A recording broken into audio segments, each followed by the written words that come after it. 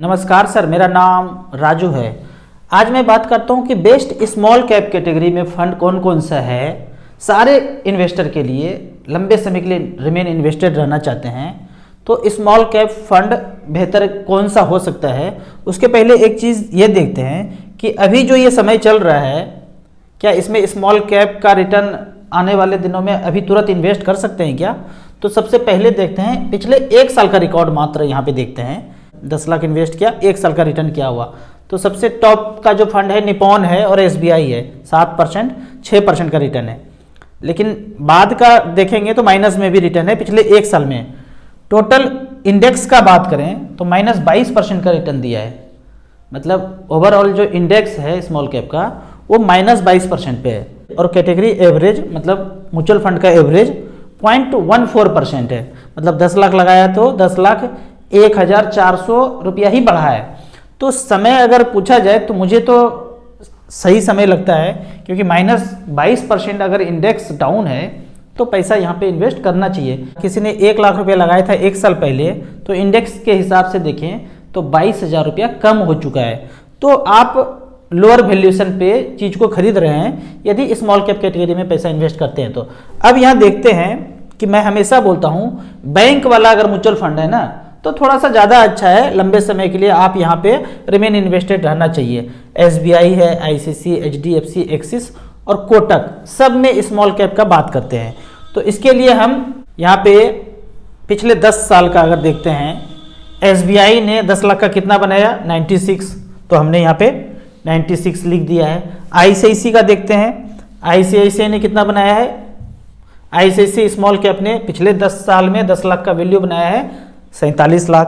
तो इस तरह से करके एचडीएफसी का 52 है। एक्सिस पिछले 10 साल में नहीं है तो हमने क्या किया, एक्सिस का 10 साल पूरा ही नहीं हुआ है तो हमने एवरेज ले लिया। तो हमने यहाँ पे सबसे कम जो रिटर्न दिया है क्वांट स्मॉल कैप 10 लाख का 41 लाख, तो हमने वो एक्सिस को मान लिया कि एक्सिस भी होता तो सबसे कम जिस फंड ने किया है चलो एक्सिस है 41 लाख रुपया। और कोटक का बात करें तो कोटक स्मॉल कैप ने पिछले 10 साल में 10 लाख का 58 लाख रुपए बनाया है। सबको अगर जोड़ देते हैं तो 1,94,00,000 रुपया होता है। इसमें से अगर बात करें कि टैक्स कितना जाएगा तो पहले तो 50 लाख मूलधन है, उसको माइनस कर दिया तो बचा कितना 1,44,00,000 रुपया। इस 1,44,00,000 में से 1 लाख रुपया टैक्स में छूट है हर साल, कभी भी निकालते हैं तो 1 लाख रुपया छूट है। तो 1 लाख रुपया माइनस कर दिया तो बचा कितना 1,43,00,000 रुपया। इसका 10% होता है 14,30,000 रुपया। इसको जब माइनस करेंगे तो 1,28,00,000 रुपया आपको टैक्स फ्री पैसा आ गया।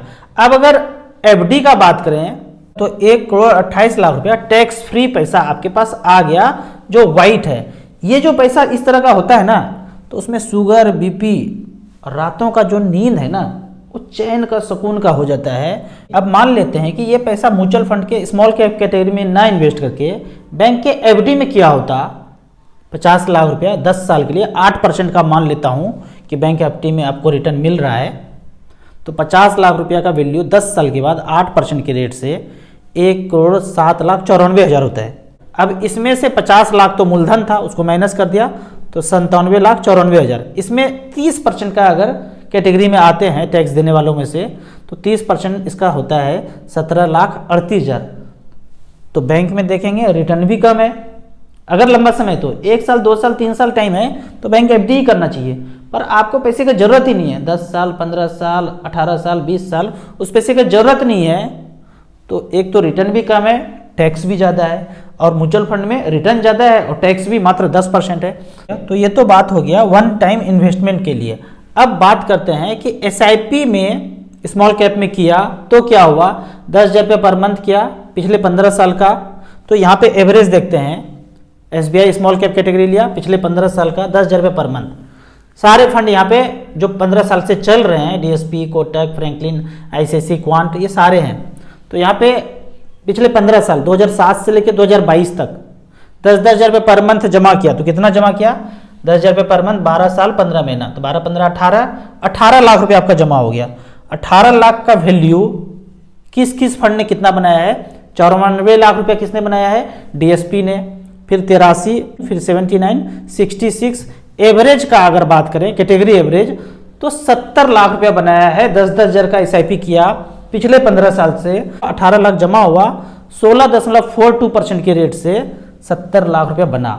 अब ये जो 16% दिखा रहा है, इसमें से ब्रोकरेज है, AMC चार्ज है, कॉल सेंटर, जितना भी खर्चा है वो ऑलरेडी काट के ही आपको दिखाया जा रहा है। लगभग 1.5 से 2% का जो खर्चा है वो काट के दिखाया जा रहा है। अगर नहीं कटा होता, पर कटेगा जरूर, फंड मैनेजर है, हम हैं, और भी चीज चल रहा है, एक्सपेंस कहाँ से आएगा? तो उस एक्सपेंस को काटने के बाद आपको ये 16.42% दिया जा रहा है। आपको देने के बाद, ये परसेंट देने के बाद कुछ भी नहीं कटेगा, तो सिर्फ टैक्स कटेगा, बाकी जो AMC का खर्चा है वो काट के ही आपको दिखाया जा रहा है। तो यहाँ पे देखते हैं कि आपने जमा किया 10,000 रुपये पर मंथ, ये सब कुछ रिकॉर्ड पीछे वाला है। आगे क्या होगा, आप इन्वेस्ट करेंगे कितना होगा, ये कोई नहीं जानता है। 10,000 रुपये की दर से 15 साल में 16.42% के रेट से 70,23,000 रुपया होता है। तो फिर कुछ लोग बोलेंगे, राजू जी ये हर साल थोड़े मिलता है, आपने 16% का रिटर्न दिखा दिया, हर साल थोड़ी मिलता है।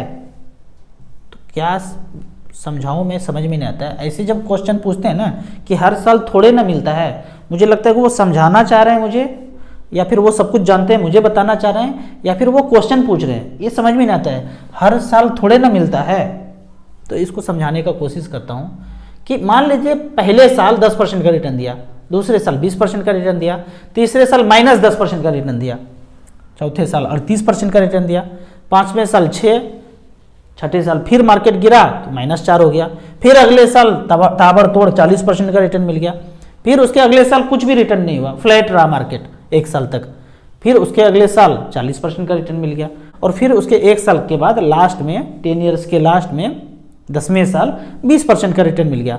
आप सबको जोड़ दीजिए, 10 को जोड़ दीजिए तो 160 आया।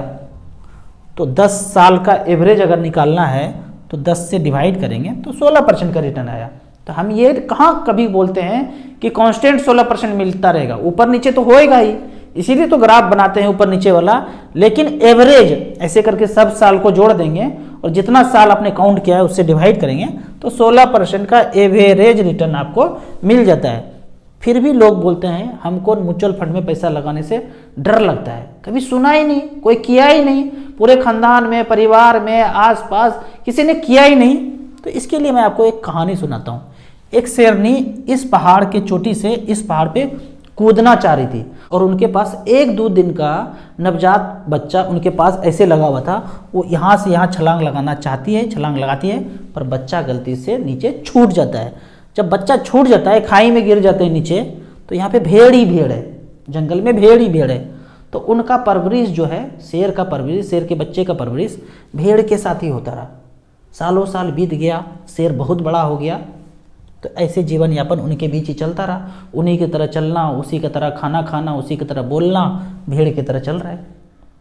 एक बार क्या हुआ, शेर के झुंड में एक दूसरे शेर ने इस पर हमला कर दिया तो सारे भेड़ भागने लगे। जब सारे भेड़ भागने लगे तो उसके साथ जो वो बच्चा शेर था वो भी दौड़ने लगा। सब झुंड में जा रहे हैं और शेर तो इस बार बहुत बड़ा हो चुका है। तो जो शेर हमला किया था वो देखा इस झुंड में एक शेर भी है, ये क्या कमाल है भाई। वो ना उसको हमला कर रहा है, भेड़ भी उसके साथ चल रहा है, आपस में सब तालमेल सही चल रहा है, ये क्या है। उसने छोड़ा शिकार उकार सबको और जाके उस शेर को पकड़ा। शेर को पकड़ा तो शेर मिमियाने लगा भेड़ की तरह, छोड़ दो, पकड़ के फिर भागा, फिर पकड़ा। भाई तुम कौन हो, तुमको पता है तुमको ना इस तरह से क्यों हरकत कर रहे हो। फिर भागा, फिर उसको पकड़ के दबोचा और नदी के किनारे ले गया और उस नदी में आईने के माफिक उसके सर को ऐसे मुंडी झुका करके दिखाया कि देखो तुम कौन हो। जैसे ही देखा ना अपना चेहरा, एक पल में भूचाल सा आ गया, हड़कंप मच गया शरीर के अंदर, चकाचौंध हो गया शरीर। चारों दिशाओं में उसका दहाड़ फिर गूंजने लगा, वो मिमियाना ये सब बंद हो गया। एक पल में, एक क्षण में जो है ना सब कुछ बदल गया। तो आपको नहीं समझ में आता है, लोगों से पूछेंगे, हमारा वीडियो देखेंगे, किसी और का वीडियो देखेंगे, धीरे धीरे समझेंगे तो चीज़ आगे बढ़ेगा। नहीं फिर भी समझ में नहीं आता है, मात्र 100 रुपया का शुरू करेंगे, 1 साल 2 साल चलने देंगे, देखेंगे 12 से 15% रिटर्न मिल गया, जो कि FD से 2 गुना है, फिर आगे बढ़ेंगे। आपको इसी तरह म्यूचुअल फंड के बारे में और कुछ जानना है, इन्वेस्टमेंट के बारे में जानना है, तो इस नंबर पे मुझे व्हाट्सअप कर सकते हैं। आपको म्यूचुअल फंड में इन्वेस्ट करना है तो दिए हुए ऐप में रजिस्ट्रेशन करने के बाद हमसे डायरेक्टली जुड़ सकते हैं। वीडियो अच्छा लगे तो व्हाट्सएप यूनिवर्सिटी में दोस्तों के बीच इसे जरूर शेयर करें। यूट्यूब पे देख रहे हैं तो लाइक एंड शेयर जरूर करें। Thank you so much.